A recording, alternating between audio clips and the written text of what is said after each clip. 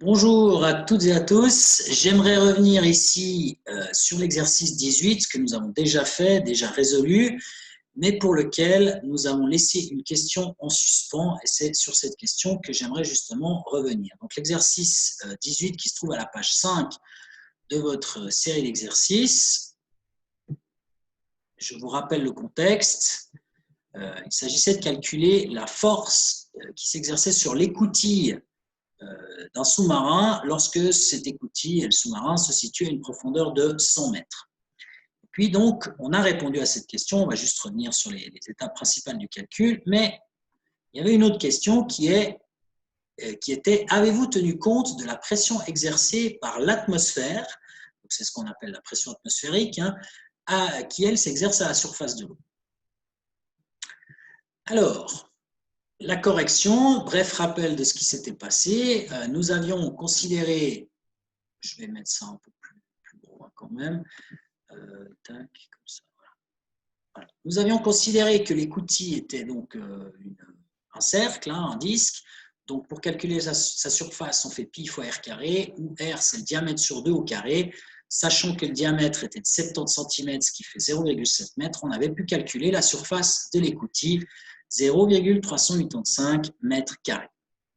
Alors ensuite de ça, nous avons calculé la pression exercée par l'eau de mer, en fait, sur cette écoutille. Et donc cette pression, elle dépend en fait uniquement de la hauteur d'eau via la formule de la pression dans les fluides, ρGH. Alors dans cette histoire, ρ, il faut prendre évidemment la masse volumique de l'eau de mer, puisqu'un sous-marin, ça navigue en mer. Le G, il faut prendre bien sûr 981, donc ça, il n'y a pas de problème, mètre par seconde carré ou newton par kilo. Et finalement, pour la hauteur, c'était la hauteur d'eau qui est en dessus de l'écoutille, c'est-à-dire les 100 mètres. Et donc, en faisant tout ce calcul, on avait trouvé que la pression en question était de 30 050 pascal. Donc là, on avait la pression de l'eau, ici, pression de l'eau de mer même, pression de l'eau.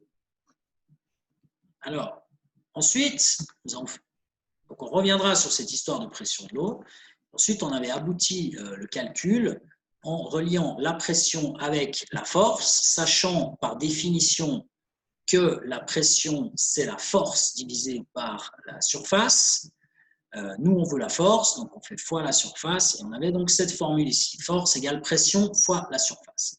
La pression en question, c'est celle qui est exercée par l'eau de mer, et puis la surface, c'est la surface de l'écoutille qu'on a calculée en dessus, c'était 0,385 mètres carrés.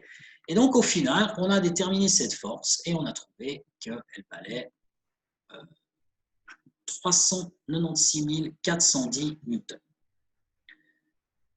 Maintenant, à la question 2, avez-vous tenu compte de la pression exercée par l'atmosphère? La réponse est non. Ici, on n'en a pas tenu compte. On a tenu compte uniquement de la pression, je le réécris, je l'avais effacé, uniquement de cette pression-là, qui est la pression de l'eau. Alors, est-ce que c'est correct ou est-ce que c'est une erreur de notre part et qu'on aurait dû rajouter la pression atmosphérique?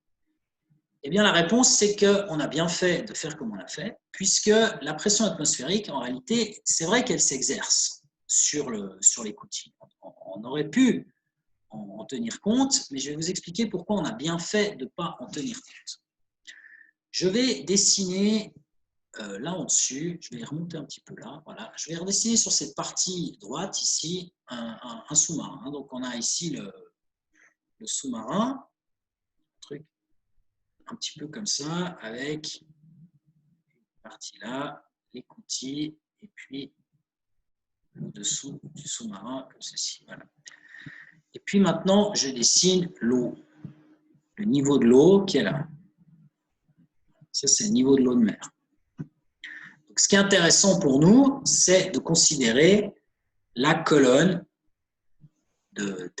d'eau qui s'exerce sur l'écoutille ici, et donc l'autre partie, elle est là. Alors, cette colonne d'eau, elle a une certaine hauteur qui est donc 100 mètres. C'est ce dont on a tenu compte dans notre problème. ici, on a tenu compte uniquement des 100 mètres et on a tenu compte uniquement de cette colonne. Ça, c'est ce qu'on a fait.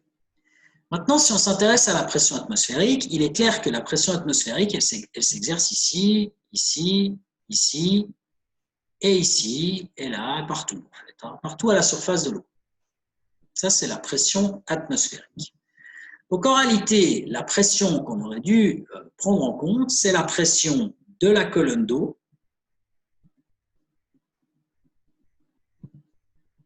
pression de l'eau, plus la pression atmosphérique. Ça, c'est la pression qui vient d'en dessus. Ça, c'est la pression totale qui s'exerce sur l'écoutille ici. Mais maintenant, quand on voit ça, on se dit, ben alors, on a fait faux, on aurait dû prendre en compte cette pression. Et en réalité, non. Pourquoi? Parce que ce qu'on oublie de dire, c'est qu'en fait, à l'intérieur d'un sous-marin, il n'y a pas du vide, il y a de l'air. Il se trouve que le sous-marin, il a été fermé. Il y a des gens qui sont rentrés dedans, puis ensuite, ils ont fermé l'écoutille de manière hermétique, et ces gens qui sont à l'intérieur, ils respirent, ils ont de l'air. Donc, à l'intérieur, il y a la pression qu'il y avait quand ils ont fermé l'écoutille, c'est-à-dire la pression atmosphérique. Donc, à l'intérieur, ici, il y a la pression atmosphérique qui, elle, appuie sur l'écoutille de l'autre côté. Ça appuie en fait partout, hein, sur toutes les surfaces, hein, ça appuie de tous côtés, mais en particulier, ça appuie sur l'écoutille. Donc, en réalité, de l'autre côté, si vous voulez, on peut écrire la chose comme ça, on peut écrire que la pression totale qui s'exerce par en dessus, sur l'écoutille, elle vaut ça. Pression de l'eau plus pression atmosphérique. Mais la pression totale qui s'exerce par en dessous, ben, elle est égale à la pression atmosphérique que j'ai dessinée en vert ici. Donc finalement, la pression, vous voyez les petites flèches que j'ai mises là, en haut, en bas, c'est la pression qui s'exerce par en dessous sur l'écoutille et par en dessus sur l'écoutille. Donc en fait, si on regarde le bilan de tout ça, eh bien, on voit que si on combine ces deux expressions, on voit que la pression atmosphérique, en réalité, elle s'exerce en dessus, mais elle s'exerce aussi par en dessous. Donc finalement, la seule pression dont il faut tenir compte dans cette histoire, c'est la pression de l'eau. Et c'est exactement ce qu'on a fait ici, puisqu'on a tenu compte uniquement de la pression de l'eau pour calculer la force. Donc la réponse, elle est telle que je l'ai écrite ici. On va quand même lire ensemble cette réponse. Il ne faut pas tenir compte de la pression atmosphérique exercée à la surface de l'eau. En effet, l'écoutille ayant été fermée lorsque le sous-marin était à la surface, la pression à l'intérieur du sous-marin est la pression atmosphérique. C'est celle que j'ai dessinée ici en vert. Donc on a la pression à l'intérieur et la pression atmosphérique. Celle-ci s'exerce donc aussi sur l'écoutille, mais depuis l'intérieur. C'est ce que j'ai expliqué ici. Elle compense donc la pression atmosphérique qui s'exerce à la surface de l'eau. Et donc, du coup, en termes de force, il faut uniquement tenir compte de la pression de l'eau.